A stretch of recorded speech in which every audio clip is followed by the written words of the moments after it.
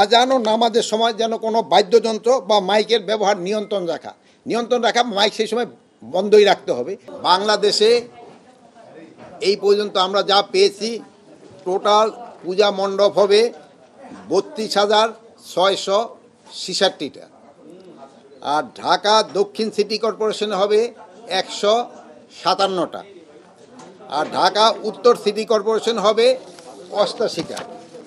তা আপনারা সবাই জানতে চেয়েছিলেন যে আমরা এখানে কি কি সিদ্ধান্ত নিয়েছি।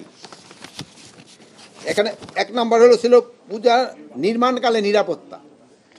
যেহেতু আমাদের নিরাপত্তাটা শুরু হবে পূজা মণ্ডপে নির্মাণ যেসব শুরু হয়ে যায় সেই সময় থেকে।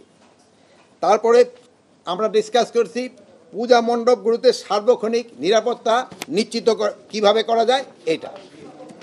তারপরে আমরা ডিসকাস করেছি পূজা যেন বিঘ্নির্মুক্তভাবে এবং দুষ্কৃতিকে অশুভ তৎপরতা রোধে ব্যবস্থা গ্রহণ।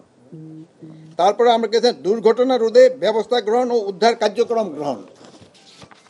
তারপরে আমরা আরও একটা ডিসিশন নিয়েছি পূজা মণ্ডপে আগত শিশু নারী দর্শনার্থীদের নিরাপত্তা নিশ্চিতকরণ। তারপরে আমরা আরেকটা ডিসিশন নিয়েছি বিদ্যুৎ সরবরাহ নিরবিচ্ছিন্ন রাখা। তারপরে সবচেয়ে ইম্পর্টেন্ট ডিসিশন নেওয়া হয়েছে স্বেচ্ছাসেবক নিয়োগ করা। এবারকার স্বেচ্ছাসেবক নিয়োগটা একটা ডিফারেন্ট হবে। স্বেচ্ছাসেবক বাংলাদেশের যে কোনো নাগরিকের থেকে নিয়োগ করা হবে এবং এই স্বেচ্ছাসেবকদের টাইমও দেওয়া যাবে।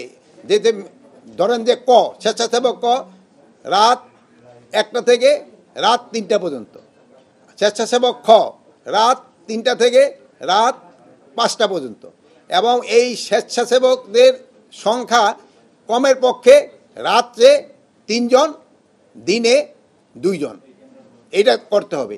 এ ব্যাপারে এই ভাই আমাদের সাথে সম্পূর্ণভাবে রাজি হয়েছেন এবং উনি আমাদের কাছে লিস্ট দিয়েছেন।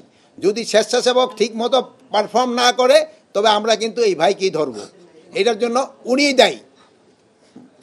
তারপরে আছে যানজট নিরসনকল্পে ব্যবস্থা গ্রহণ করা হবে যেন কোথাও কোনো যানজট না হয়।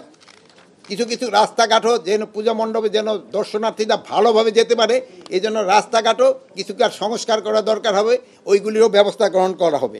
আরেকটা বেশ ইম্পর্টেন্ট আলাপ হয়েছে যেটা আজান ও নামাজের সময় যেন কোনো বাদ্যযন্ত্র বা মাইকের ব্যবহার নিয়ন্ত্রণ রাখা মাইক সেই সময় বন্ধই রাখতে হবে। এটাও ভাই আমাদের সাথে এগ্রি করছে।